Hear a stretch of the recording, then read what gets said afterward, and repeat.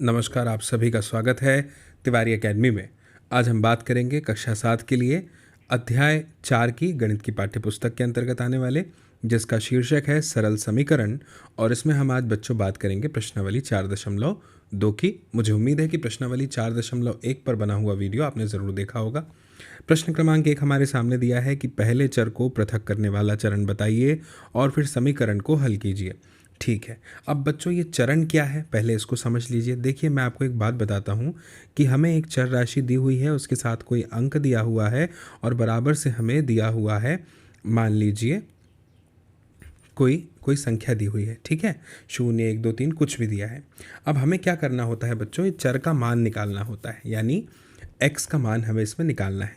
तो x का मान निकालने के लिए हमें क्या करना पड़ेगा, x के साथ में जो कुछ भी है उसको हटाना पड़ेगा, तभी तो x का मान आएगा, है ना।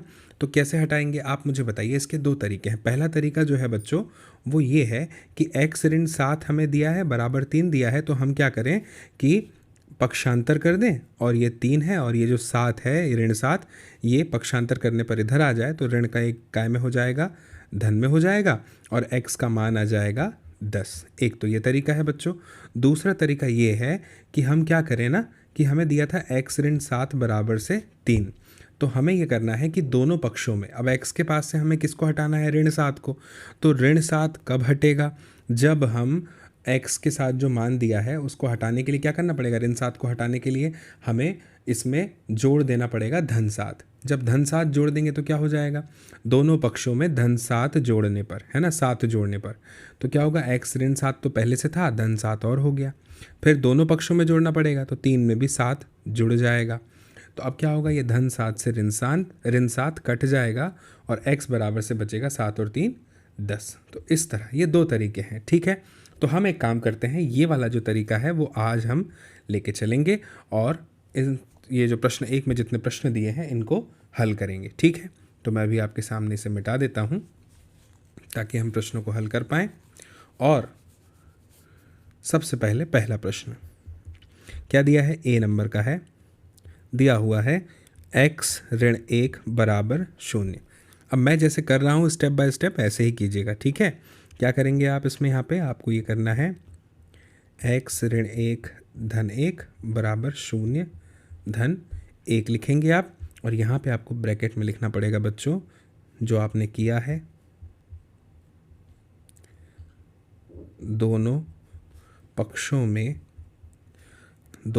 में एक जोड़ने पर, दोनों पक्षों में एक जोड़ने पर आपने ऐसा कर दिया। और अब देखिए इसे किस तरह से हल करेंगे आप, x ऋण 1 धन 1 हो गया, 0 धन 1 हो गया, तो ये ऋण 1 धन 1 से कट जाएगा और x बराबर से हमारे पास में आ जाएगा क्या, 1। ठीक है, x बराबर से 1, और यही जो है आपका उत्तर है। ठीक, अब चलिए दूसरे पर आते हैं, दूसरे प्रश्न पर आते हैं। दूसरा प्रश्न क्या दिया है, बी वाला, दिया हुआ है x धन 1 बराबर से 0। तो आप लिख देंगे x धन 1 बराबर से 0, फिर क्या करेंगे, x धन 1 ऋण 1, यहाँ से हमें 1 घटाना पड़ेगा क्योंकि धन 1 को अगर हटाना है तो 0 ऋण 1, और यहाँ पे आप लिख दीजिए कि दोनों पक्षों से 1 घटाने पर। ठीक, तो धन 1 से ऋण 1 कट जाएगा तो x बराबर से ऋण 1 आ जाएगा बच्चों, और यही जो है आपका उत्तर है। ठीक है, इसके बाद तीसरे प्रश्न पर आइए, सी वाला, क्या लिखा है, x ऋण 1 बराबर 5। तो इसमें भी हमें यही करना है बच्चों, x ऋण 1 है तो धन 1 कर देंगे, इधर भी 5 धन 1 हो जाएगा। कोष्टक में आपको लिखना पड़ेगा कि हमने जो किया है दोनों पक्षों में 1 जोड़ने पर। ठीक, तो अब बच्चों क्या हो जाएगा, ये हो जाएगा ऋण 1 से धन 1 कट जाएगा तो x बराबर से हो जाएगा 5 और 1 6, और यही जो है आपका उत्तर है सी वाले का। फिर डी पे आइए, डी दिया है x धन 6 बराबर 2।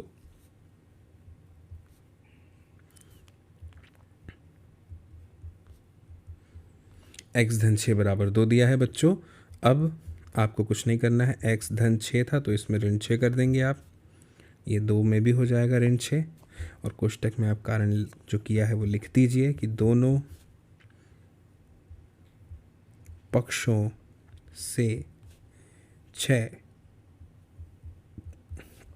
घटाने पर, ठीक है, 6 घटाने पर, तो x धन 6 से ऋण 6 कट जाएगा, बराबर से 2 ऋण 6 कर देंगे तो ऋण 4 आ जाएगा, बड़ी संख्या का चिन्ह है ना, और 6 में से 2 गया तो 4 बचा। तो अब आपको जो है यहाँ पे लिख देना पड़ेगा उत्तर, यही आपका उत्तर है। फिर ई वाले पे आइए, क्या है ई वाला, y ऋण 4 बराबर ऋण 7, y ऋण 4 बराबर ऋण 7, ठीक है। तो चलिए अब इसमें भी आपको यही करना है, y ऋण 4 धन 4 कर देंगे आप, बराबर से ऋण 7 धन 4 कर देंगे, लिख दीजिएगा दोनों पक्षों में 4 जोड़ने पर, ठीक है। तो आप ऋण से धन कट जाएगा और y बराबर से आ जाएगा आपके पास में ऋण 3, और यही आपका जो है वो उत्तर है। इसके बाद में f वाले पे आते हैं बच्चों। f वाला क्या दिया है, y ऋण 4 बराबर से 4, ठीक है, दिया है y ऋण 4 बराबर से 4। तो क्या करना पड़ेगा, y ऋण 4 धन 4 बराबर से 4 धन 4, और जो किया है उसको लिख देंगे आपकी दोनों पक्षों में 4 जोड़ने पर, ठीक। तो ऋण से धन कट जाएगा, y बराबर से हो जाएगा 8, और यही बच्चों आपका उत्तर है। इसके बाद में अब जो है हमें 2 जो और बच गए हैं उन्हें करना है, तो हम यहाँ पे कर लेते हैं, ठीक है। जी वाला क्या दिया है, जी वाला y धन 4 बराबर से 4, है ना। तो कैसे करेंगे हम इसे, हम ऐसे करेंगे y धन 4 ऋण 4 और बराबर से 4, इधर से भी ऋण 4 कर देंगे, तो और लिख देंगे जो हमने किया है कि दोनों पक्षों में 4 घटाने पर, ठीक है बच्चों। इस तरह से हम यहाँ पे कर देंगे, दोनों पक्षों में से 4 घटाने पर, और जब हम 4 घटा देंगे तो धन 4 से ऋण 4 कट जाएगा, तो y बराबर से आ जाएगा 0, और यही जो है क्या है आपका जी वाले का उत्तर। अब इसी तरह से h वाला करेंगे, क्या दिया है h वाला, y धन 4 बराबर से ऋण 4। तो हमें यहाँ पे क्या करना है, y धन 4 और इसमें से हम 4 घटा देंगे, बराबर से दोनों पक्षों में से घटेगा, है ना, 4 अगर घटेगा तो, और जो कारण है वो आप यहाँ पे लिख ही दीजिएगा बिल्कुल, है ना। क्या कारण लिखेंगे आप, कि दोनों पक्षों से 4 घटाने पर, तो घटा देंगे तो क्या हो जाएगा, y बराबर से आ जाएगा ऋण 8, और यही बच्चों आपका उत्तर होगा, ठीक। तो इस तरह से पहला प्रश्न यहाँ पे हल हो गया। अब हम बात करेंगे अगले प्रश्न की, जो है प्रश्न क्रमांक 2। प्रश्न क्रमांक 2 है, पहले चर को पृथक करने के लिए प्रयोग किए जाने वाले चरण को बताइए और फिर समीकरण को हल कीजिए। तो हमें वही करना है, आप मान लीजिए जो हमने अभी प्रश्न क्रमांक 1 में किया था, कुछ भी कठिन नहीं है। सबसे पहले पहला प्रश्न लिख देंगे 3l बराबर से 42।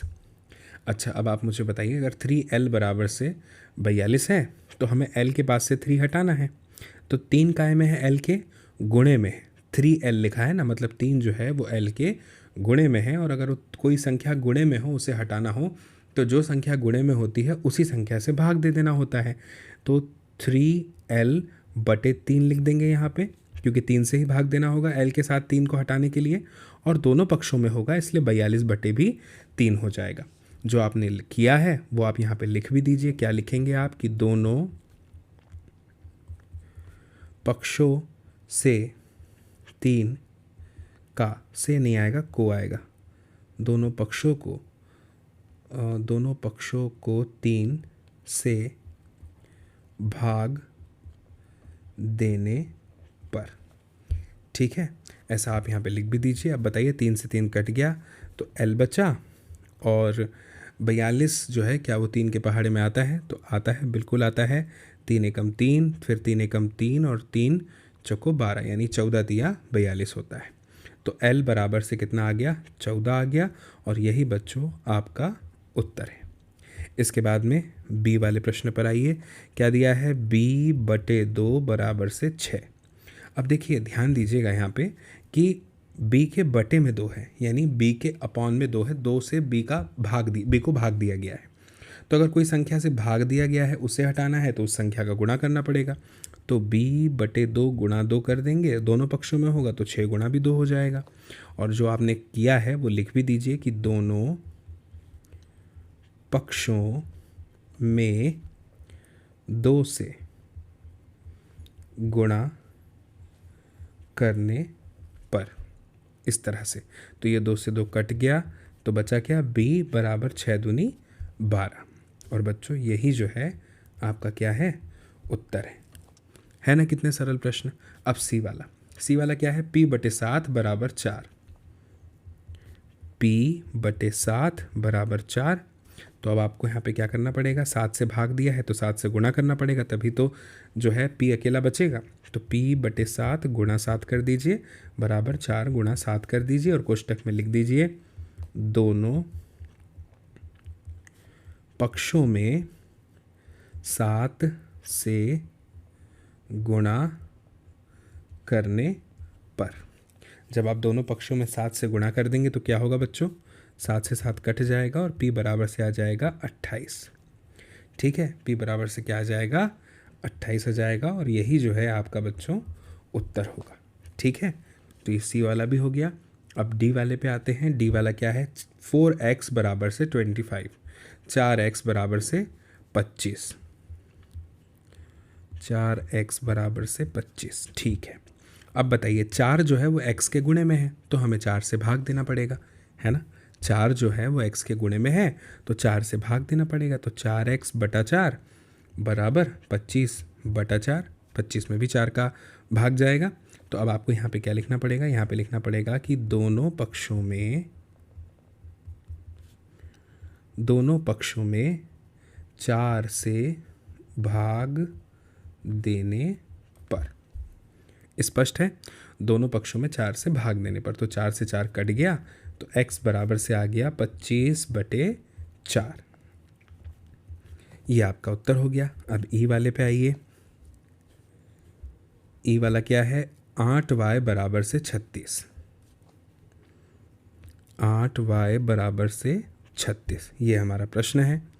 ठीक है, अब y के साथ क्या है बच्चों? 8 है, और 8 गुणे में है।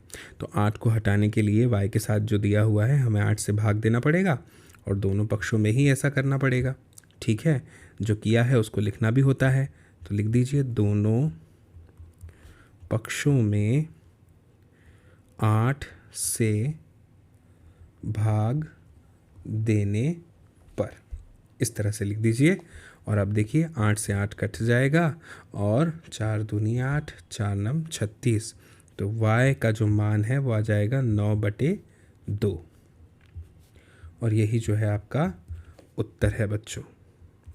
ठीक हो गया, ई वाला भी हो गया। अब एफ वाला करते हैं। एफ वाला करने के लिए मैं यही जो पहले किया था इसे मिटा देता हूँ ताकि जगह हो जाए।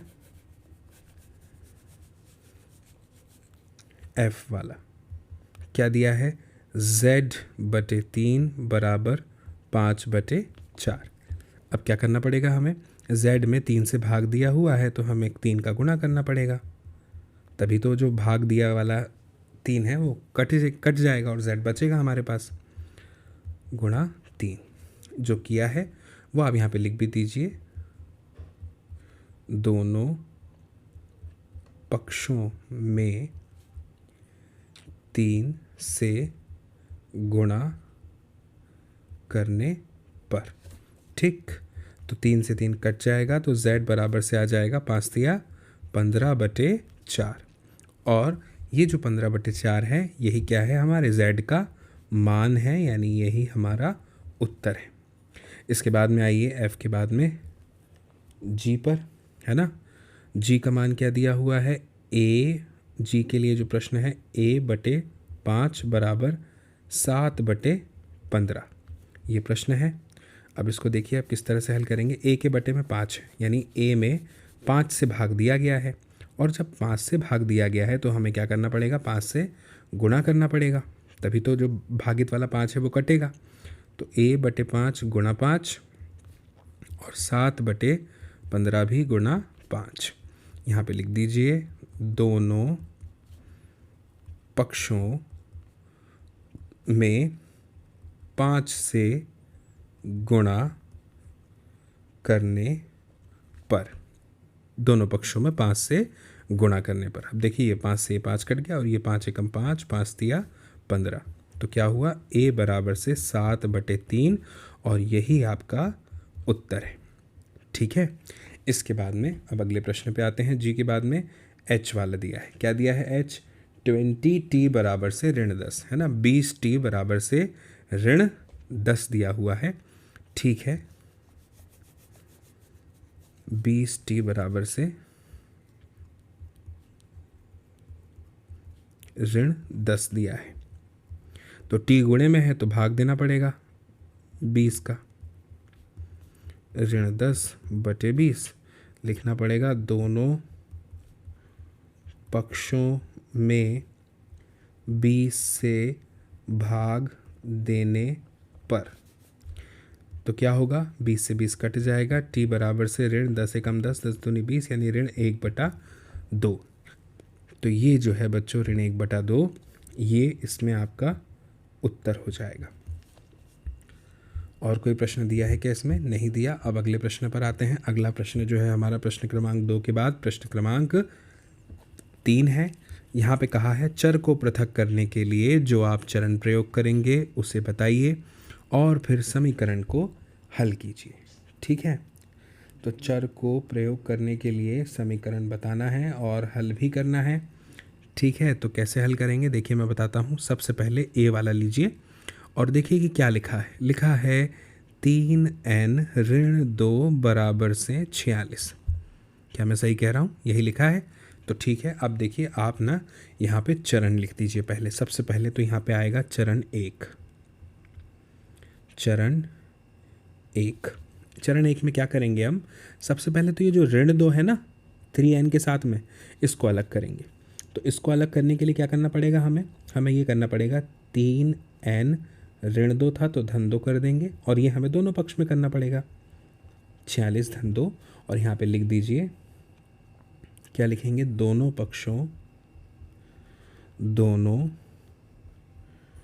पक्षों में लिखना पड़ेगा 2 जोड़ने पर, दोनों पक्षों में 2 जोड़ने पर।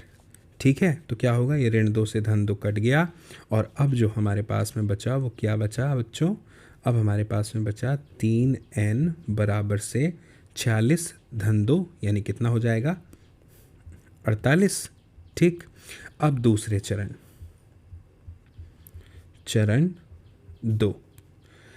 2 क्या है बच्चों, चरण 2 में हमें n के पास से 3 को हटाना है, तो /3 करना पड़ेगा, बराबर 48/3, और लिखना पड़ेगा दोनों पक्षों में 3 का भाग देने पर। ठीक, तो अब क्या होगा बच्चों, 3 से 3 कट जाएगा तो n बचेगा, बराबर से क्या 3 के पहाड़े में 48 आता है, तो हाँ आता है 16 बार में, है ना। तो यहाँ पे आ जाएगा बच्चों 3n बराबर से 16, और याद रखिए यही जो है आपका उत्तर है, क्योंकि इसमें n का मान हमें प्राप्त हो गया। ठीक है, तो ये हमने हल कर दिया। अब इसके बाद में हम ए के बाद में बी वाले पर आते हैं, है ना।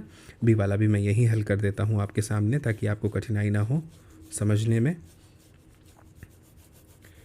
बी वाला क्या दिया हुआ है? बी वाला दिया हुआ है 5m धन 7 बराबर से 17। तो चरण 1 लिख दीजिए सबसे पहले, तो है ना। सबसे पहले आपको चरण 1 ही लिखना पड़ेगा। चरण 1, चरण 1 में आप क्या करने वाले हैं? सबसे पहले हम एक काम करते हैं बच्चों, कि ये जो लिखा हुआ है 5m धन 7 है ना, इसमें से 7 को हटा देते हैं। तो लिखिएगा 5m धन 7 ऋण 7 बराबर से 17 ऋण 7, और लिख दीजिए जो आपने किया है कि दोनों पक्षों में से 7 घटाने पर। दोनों पक्षों में से आपने 7 घटा दिया, तो क्या प्राप्त होगा आपको? ये धन 7 से ऋण 7 तो कट जाएगा, तो 5m बराबर से मिलेगा 17 ऋण 7 मतलब कि 10। ये प्राप्त हो गया आपको यहाँ पे। ठीक है, अब हमें क्या करना है बच्चों? अब चरण 2 पे आएंगे। चरण 2 में क्या करना है बच्चों हमें? ये जो 5m है, आप देख रहे हैं कि m के साथ 5 है, तो इसे हटाने के लिए हमें 5 से भाग देना ही पड़ेगा, है ना। तो भाग दे देंगे आप, लेकिन दोनों पक्षों में देना पड़ेगा आपको। ठीक है, तो 5 से 5 कट गया, 5 एकम 5, 5 दूनी 10। यहाँ पे लिख भी दीजिए दोनों पक्षों में 5 से भाग देने पर। ठीक है, तो अब कितना प्राप्त हो जाएगा? m बराबर से 2, और यही बच्चों आपका उत्तर है बी के लिए। आप चाहें तो स्क्रीनशॉट खींच लीजिए। अब हम सी पर आएंगे, सी को हल करेंगे। सी क्या है हमारे सामने? चलिए यहीं पे हल कर लेता हूँ मैं आपके सामने। सी जो है क्या दिया हुआ है बताइए मुझे? लिखा है 20p/3 बराबर 40। 20p/3 बराबर 40। तो क्या करना चाहिए मुझे? सबसे पहले तो जो बटे में 3 है उसको हटा दूं, तो यहाँ पे मैं लिख देता हूँ चरण 1। चरण 1, इसमें मैं क्या करने वाला हूँ? 20p/3 का गुणा 3 से कर दूंगा, तो 3 से 3 कट जाएगा, 40 का गुणा भी 3 से करना पड़ेगा, और जो किया है उसको लिखना भी तो पड़ेगा। तो लिख देता हूँ दोनों पक्षों में 3 से गुणा करने पर। 3 से गुणा करने पर, तो 3 से 3 कट जाएगा, है ना। तो क्या बचेगा बच्चों हमारे पास में? हमारे पास बचेगा 20p बराबर से 120। 40 में 3 का गुणा करेंगे तो 3 शून्य 0, 3 चौको 12, 120 ही आएगा। तो ये तो हो गया हमारा एक हिस्सा पूरा।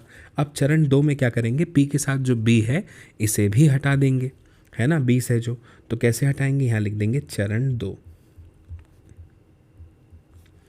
चरण 2, इसमें क्या करेंगे? 20p के गुणे में था तो 20 से भाग दे देंगे, तभी तो जो संख्या गुणे में है वो कट जाएगी, तो दोनों पक्षों में देना पड़ेगा ना। ठीक है, तो 20 से 20 कट गया, ये शून्य से ये शून्य कट गया, 2 से 12 6 बार में कट गया, लेकिन जो किया है वो लिखना भी तो पड़ेगा। तो क्या लिखना पड़ेगा? दोनों पक्षों को क्या किया हमने? 20 से भाग दिया, तो लिख दीजिए 20 से भाग देने पर। ठीक, इसके बाद में लिखिएगा p का मान कितना आ गया बच्चों? 6, और यही आपका उत्तर है, ध्यान रखिए। ठीक है, इसके बाद में डी वाला है 3p/10 = 6, है ना। 3p/10 = 6। अब इसको हल कैसे करेंगे हम? 3p/10 बराबर 6 को, इसको सबसे पहले चरण 1 में जो बटे में 10 है उसको हटा देते हैं। तो क्या करना पड़ेगा? 3p/10 गुणा 10 बराबर 6/10 तो नहीं, गुणा 10 करना पड़ेगा। जो किया है वो लिख भी देते हैं कि दोनों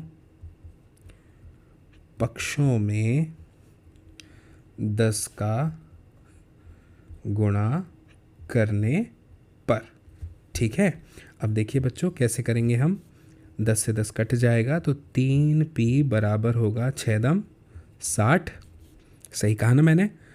तो इस तरह से जो है ये हल हो गया एक हिस्सा। अब चरण 2 पर आइए।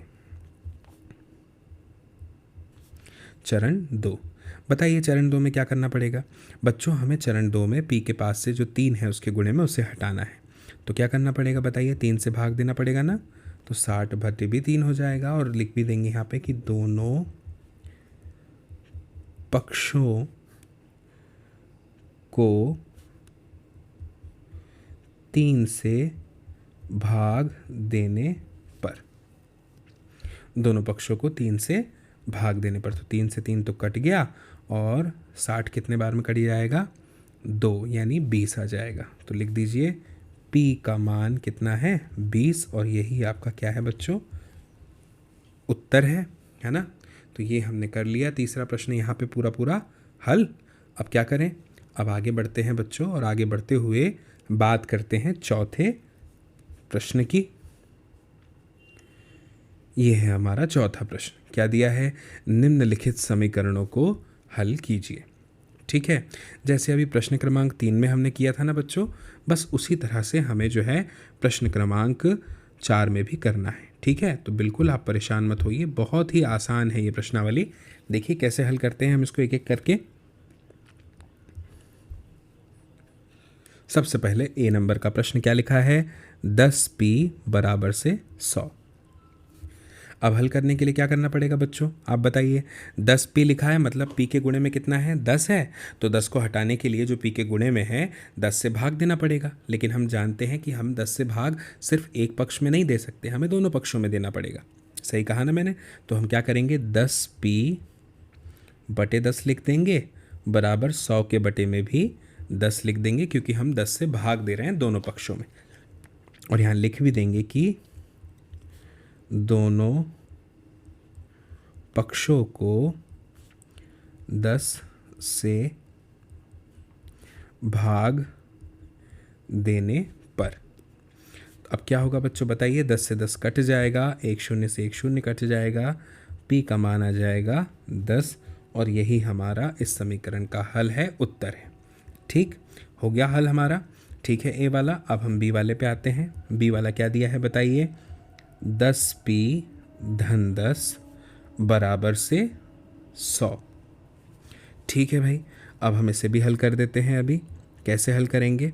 सबसे पहले तो जो 10p के साथ में धन 10 है उसे हटाने के लिए ऋण 10 करना पड़ेगा, जो कि दोनों ही हिस्सों में करना पड़ेगा। तो यहाँ लिखना भी पड़ेगा फिर हमें वैसे ही कि दोनों पक्षों से 10 घटाने पर। ठीक, 10 घटा दिया दोनों पक्षों से, तो 10p धन 10 ऋण 10 कट गया बराबर से बटा 100 में से बचा, 100 में से 10 गया तो कितना? 90। और अब हमें क्या करना पड़ेगा? 10p है ये, है ना? तो जब हमने ये किया तो ये प्राप्त हो गया हमें। अब हमें दूसरे चरण में क्या करना पड़ेगा? भाग देना पड़ेगा 10 से। 90 बटा 10 ऐसा इसलिए करना पड़ेगा क्योंकि 10 जो है p के गुणे में है। और लिखना भी पड़ेगा दोनों पक्षों से 10, दोनों पक्षों को 10 से भाग देने पर। ठीक, भाग दे दिया हमने तो 10 से 10 कट गया, एक शून्य से एक शून्य कट गया। तो बच्चों p का जो मान है वो आ गया 9। और यकीन मानिए यही इस समीकरण का हल है, उत्तर है। ठीक है, बी वाला हो गया। अब सी वाले पे आते हैं, लेकिन मैं पहले ए वाला मिटा देता हूँ, थोड़ी जगह हो जाएगी यहाँ पे करने के लिए। ठीक, अब सी वाले पे आते हैं। सी वाला क्या है? लिखा है p बटे 4 बराबर से 5। तो p के बटे में 4 यानी p को 4 से भाग दिया जा रहा है। तो अगर हमें इसे 4 को हटाना है तो 4 से गुणा करना पड़ेगा, बराबर से 5 है।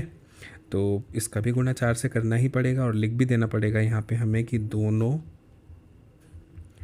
पक्षों में 4 से गुणा करने पर। ठीक है बच्चों, अब क्या होगा बताइए आप? ये 4 से ये 4 कट गया, p बचा बराबर से 5 चौको 20। ये p का मान आ गया शुद्ध रूप से, और यही जो है हमारा उत्तर है। ठीक है, हो गया। चलिए अब डी वाला करते हैं। डी वाला देखते हैं क्या दिया है हमें। दिया है ऋण p बटे 3 बराबर से 5। अच्छा एक बात बताइए, ऋण को भी हटा दे क्या? ऋण भी हटा देते हैं ना, ऋण का क्या करेंगे हम? तो ऋण को हटाने के लिए क्या करना पड़ेगा हमें? 3 से जब हम गुणा कर रहे थे ना अभी, देखिए ऋण p बटे 3 है, तो बटे का 3 हटाने के लिए यानी भाग में जो 3 है उसको हटाने के लिए 3 से गुणा करना पड़ेगा। तो हम एक काम करते हैं, ऋण 3 से गुणा कर देते हैं। ठीक है, 5 गुणा, यहाँ भी ऋण 3 से कर दिया और यहाँ लिख भी देते हैं कि दोनों पक्षों में ऋण 3 से गुणा करने पर क्या होगा? ये ऋण से ये ऋण कट जाएगा, 3 से 3 कट गया, तो क्या बचा? p बराबर से 5 दिया ऋण 15। ठीक है, तो ये आपका जो है मान हो गया और यही आपका उत्तर भी है। ठीक, तो डी वाला इस तरह से हो जाएगा। आप चाहें तो स्क्रीनशॉट खींच सकते हैं। इसके बाद में अब हम ई वाले पे आएंगे। ई वाला क्या है इसको देखते हैं। ई में दिया है 3p बटे 4 इज इक्वल्स टू 6। तो ठीक है, इसमें हमें क्या करना पड़ेगा? सबसे पहले 4 को हटाना पड़ेगा, तो 3p बटे 4 है, गुणा कर देंगे 4 का, बराबर 6 गुणा 4 कर देंगे और यहाँ पे लिख देंगे, क्या लिखेंगे? दोनों पक्षों में 4 से गुणा करने पर। ठीक, तो अब क्या होगा? 4 से 4 कट जाएगा, 3p बराबर 24। ठीक, अब क्या करें? अब दूसरे चरण में ये करते हैं कि 3 से भाग दे देते हैं ताकि गुणे में जो p के 3 है वो हट जाए। 24 में भी देना पड़ेगा दोनों पक्षों में, तो लिख देंगे दोनों पक्षों में 3 से भाग देने पर। ठीक है, ऐसा लिख दिया। तो अब क्या हो जाएगा? 3 से 3 कट गया, 3 एकम 3, 3 8 24, तो p का मान आ गया 8 और यही आपका जो है वो उत्तर भी है बच्चों, हल भी है समीकरण का। अब ई हो गया, तो ई के बाद में आगे बढ़ते हैं और करते हैं एफ वाला। एफ वाला हल करते हैं, देखते हैं क्या दिया है एफ में। एफ वाला दिया है 3s बराबर -9। ठीक है, तो हल कैसे होगा? 3 जो है वो s के गुणे में है तो इससे भाग दे देंगे। ये -9 है तो इसको भी 3 से भाग दे देंगे। तो फिर यहाँ लिखना भी तो पड़ेगा हमें कि दोनों पक्षों में 3 से भाग देने पर। तो क्या हो जाएगा? 3 से 3 कट जाएगा, 3 एकम 3, 3 तिया 9, तो s बराबर आ जाएगा -3 और यही जो है आपका उत्तर है। ठीक है, f वाला हो गया। अब हम f के बाद में g वाले पर आते हैं बच्चों। क्या है g वाला? 3s धन 12 बराबर से 0। तो सबसे पहले देखिए मैं आपको बताता हूँ हमें क्या करना पड़ेगा। 3s धन 12 और ऋण 12 कर देते तो 12 हट जाएगा, तो इधर से भी ऋण 12 करना पड़ेगा और लिखना पड़ेगा दोनों पक्षों में से 12 घटाने पर। तो धन 12 से ऋण 12 कट गया, 3s बराबर ऋण 12 बचा। अब 3 हटाना है हमें, है ना? तो 3 कैसे हटाएंगे? 3s के गुणे में है तो भाग दे देंगे, यही करना पड़ेगा ना। यहाँ पे लिख भी देता हूँ दोनों पक्षों से 3 घटाने पर। तो 3 से 3 कट जाएगा, 12 भी कट जाएगा 4 बार में, तो s बराबर से ऋण 4 और यही बच्चों है क्या हमारा इस प्रश्न का हल, उत्तर जी वाले का।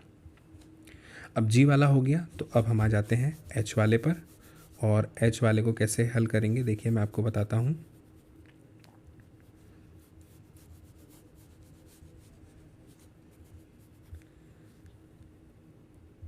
h वाला जो है क्या लिखा हुआ है, h वाला 3s बराबर से 0, तो 3s बटे 3 बराबर 0/3 लिख दीजिए। दोनों पक्षों को 3 से भाग देने पर, तो 3 से 3 कट जाएगा, s बराबर हो जाएगा 0 और यही आपका उत्तर है बच्चों। आप तो जानते हैं किसी भी संख्या से 0 को भाग देंगे तो उत्तर जो है वो हमेशा 0 ही आएगा। ठीक है, हो गया ये हमारा हल h वाला।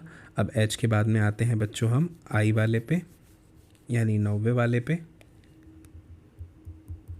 क्या लिखा है i वाला, 2q बराबर से 6। ठीक है, 2q बराबर से 6, तो 2q है तो बटे इसमें 2 लिख देंगे, 6 के बटे में भी 2 आ जाएगा और लिखना पड़ेगा दोनों पक्षों को 2 से भाग देने पर, तो क्या हो जाएगा, 2 से 2 कट जाएगा और q बराबर से हो जाएगा 3। यही आपका उत्तर है बच्चों। इस तरह से इसे हल करना है 90 वाले को, i वाले को। अब हम अगले प्रश्न पर आते हैं बच्चों। ठीक है,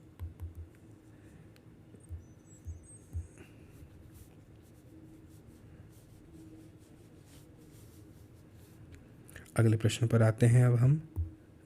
अगला प्रश्न जो है हमारा वो है जे वाला, है ना। जे 2q माइनस 6 बराबर 0, तो सबसे पहले क्या करेंगे, 2q ऋण 6 धन 6 बराबर से 0 धन 6 लिख देंगे। दोनों पक्षों में 6 जोड़ने पर, तो क्या होगा, ऋण 6 से धन 6 कट जाएगा, 2q बचेगा और इधर आ जाएगा 6। अब हमें बच्चों q के पास से 2 हटाना है, तो 2 हटाने के लिए क्या करेंगे, 2q बटे 2 बराबर 6/2 हो जाएगा। लिखना भी पड़ेगा हमें यहाँ पे, दोनों पक्षों को 2 से भाग देने पर, तो 2 से 2 कट जाएगा, q बराबर से 2 3 6 होता है, तो 3 आ गया उत्तर। ये हो गया बच्चों हमारा जे वाले का उत्तर। ठीक, अब के पे आते हैं हम।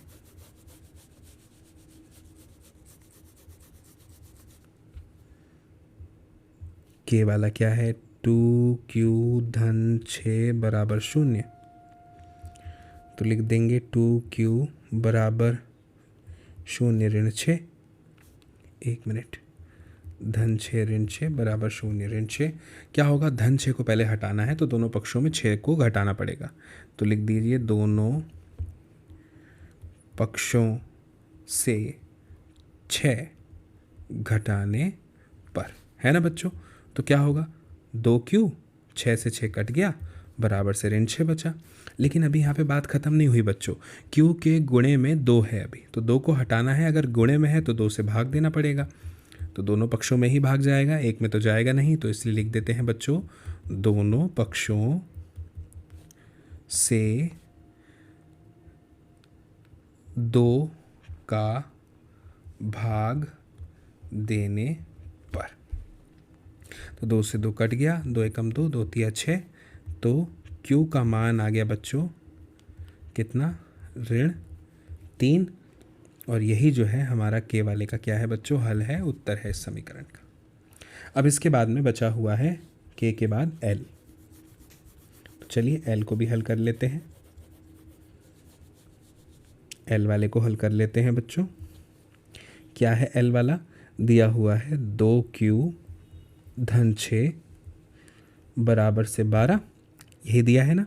ठीक है, तो इसको हल कैसे करेंगे बच्चों, 2q, सबसे पहले तो जो धन 6 है इसको हटाने के लिए ऋण 6 करना पड़ेगा यहाँ पे, है ना, और 12 में से भी ऋण 6 हो जाएगा। फिर इसके बाद में 2 क्यू बचेगा, धन 6 से ऋण 6 कट जाएगा और 12 में से 6 जाएगा तो 6 बचेगा। स्पष्ट है बच्चों? अब क्या करना पड़ेगा, क्यू के गुणे में 2 है तो इस 2 को भी हटाना पड़ेगा। तो इस 2 को हटाने के लिए 2 से भाग देना पड़ेगा दोनों पक्षों में और यहाँ पे लिखना पड़ेगा। पहले तो ऊपर लिख दीजिए दोनों पक्षों से 6 घटाने पर, और यहाँ लिख दीजिए दोनों पक्षों, एक मिनट, दोनों पक्षों को 2 से भाग देने पर। तो 2 से 2 कट गया, 2 एकम 2, 2 तिया 6, तो Q का मान आ गया 3। और यही बच्चों जो है हमारा उत्तर है इसका। इसके बाद में अब अगला प्रश्न तो नहीं है इस प्रश्नावली में, इतने ही प्रश्न थे। तो बच्चों मुझे उम्मीद है कि ये जो प्रश्नावली है जो भी हमने समझी 4.2, ये आपको बहुत अच्छे से समझ में आई होगी। एक एक प्रश्न आपको बहुत अच्छे से समझ में आया होगा। इस वीडियो की लिंक को आप ज़रूर शेयर कीजिएगा अपने दोस्तों, मित्रों, साथियों, सहपाठियों के साथ में, ताकि वे लोग भी बच्चों देख पाएँ इस वीडियो को और समझ पाएँ इस जानकारी को। और मैं आपसे हर वीडियो में यही बात कहता हूँ बच्चों कि आपको जो है गणित स्वयं से ही करना है समझने के बाद, है ना। तो आप समझ रहे हैं वीडियो देख के, ये बहुत अच्छी बात है, लेकिन आपको जो है स्वयं से ही अंततः गणित हल करने हैं, उसकी प्रैक्टिस करनी है। जितनी ज़्यादा आप प्रैक्टिस करेंगे, खुद से स्वयं अभ्यास करेंगे, उतना अच्छा जो है आपका गणित में मस्तिष्क हो जाएगा, है ना। आपकी समझ विकसित हो जाएगी और आगे आपको गणित में कोई कठिनाई नहीं होगी, ठीक है। और बच्चों मैं उम्मीद करता हूँ कि आप खूब मेहनत कर रहे होंगे, पढ़ाई कर रहे होंगे, है ना। तो हमारी जल्दी मुलाकात होगी अगले नए वीडियो में, नए अध्याय के साथ, नई प्रश्नावली के साथ, नई जानकारी के साथ। और तब तक के लिए आप सभी को मेरा नमस्कार।